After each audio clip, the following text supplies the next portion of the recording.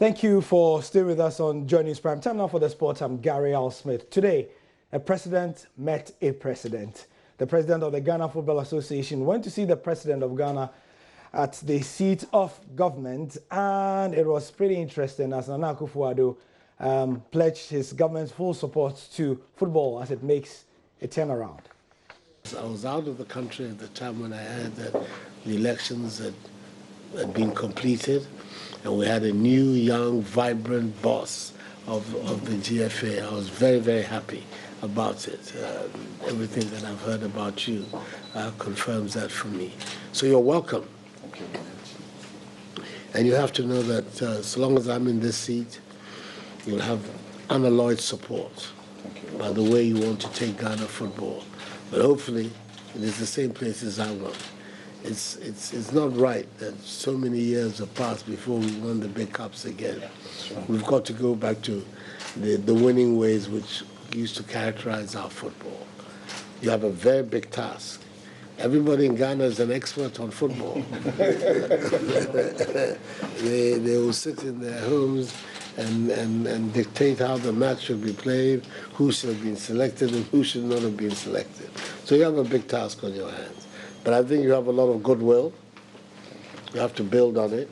And I like very much the comments you have made here about the attitudes with which you are going to bring to governance of Ghana football.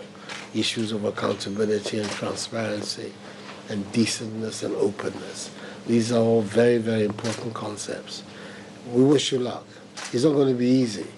It's an area where it's very easy for them to hail you one day and crucify you the next. And that's the task you've taken upon yourself.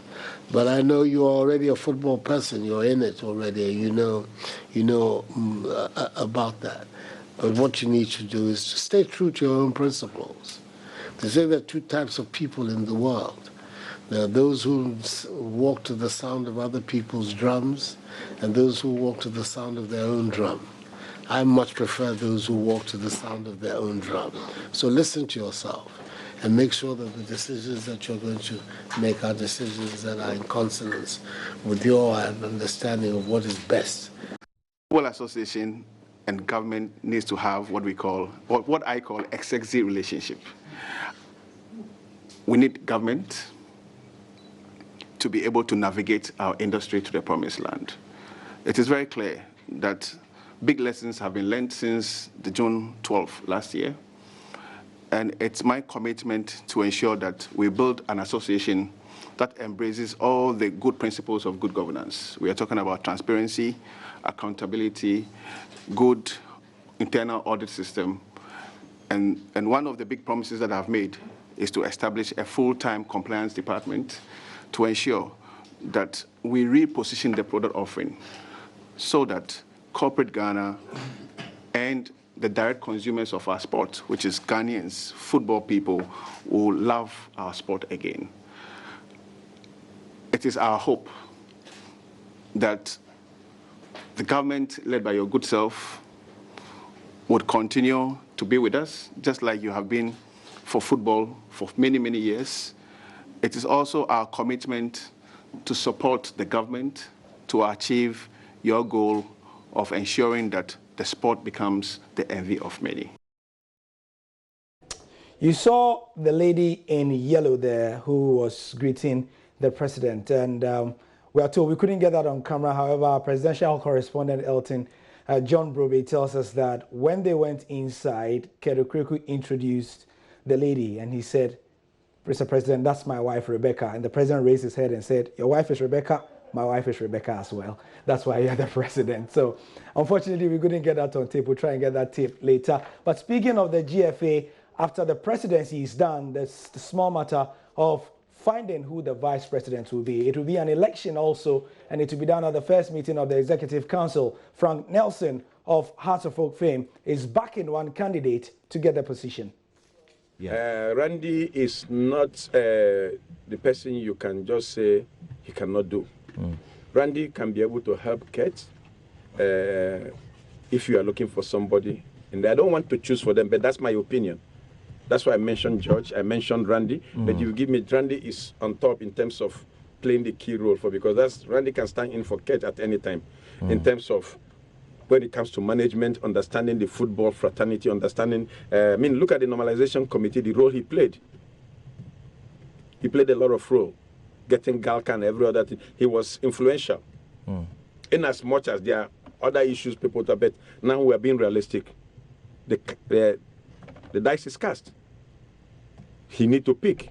So for me, I think among them, if you give me my pen, I'll put maybe Randy on a red pen first. Then I'll begin to mark others with other thoughts. Okay, I think he has what it takes. He's a club owner. He understands administration. He's been a spokesperson to the Ghana Football Association. He has what it takes in external factors to be connected. And I think his likeness.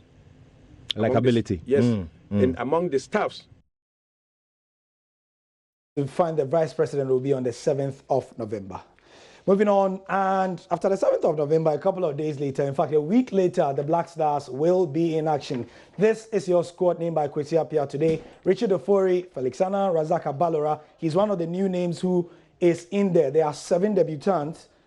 Razak Abalora is one of them. In terms of the defenders, you see the last name there, Real Valladolid, Spain. Mohamed Salisu is his name. You might have seen him play a starring role against Barcelona and Leo Messi recently. Among the midfielders, the new name is also down there. He plays for Paderborn in Germany. He was born in Germany. His name is Christopher Enchi Ejay. Idrisu Baba is also a new name. He plays for Real Mallorca in Spain also. He's been consistent this season. Some of the other names, all the other names you know from the AFCON at least. Moving on to the strikers. We've got Mohamed Kudus, who's getting his Black Stars scholar for the first time. He plays in Denmark for FC Nordsjælland. And Shafiu Bomuni is the last name there. He plays in Ghana for Ashgold.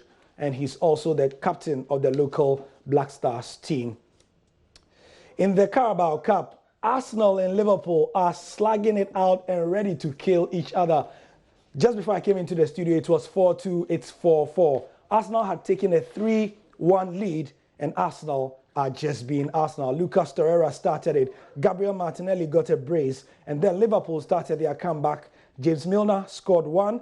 And then Ainsley Maitland-Niles made it 4-2. But 2 quick-fire goals from Alex Oxlade-Chamberlain and Divock Origi means that we have a game on our hands.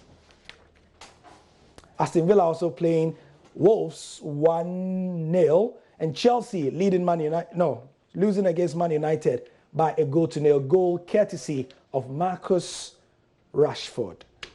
In Spain, Valencia and Sevilla 1-1, Real Sociedad Levante 2-1, Bilbao Espanyol 3-0, Real Betis leading 1-0 against Sevilla, Real Madrid and Leganés 3-0.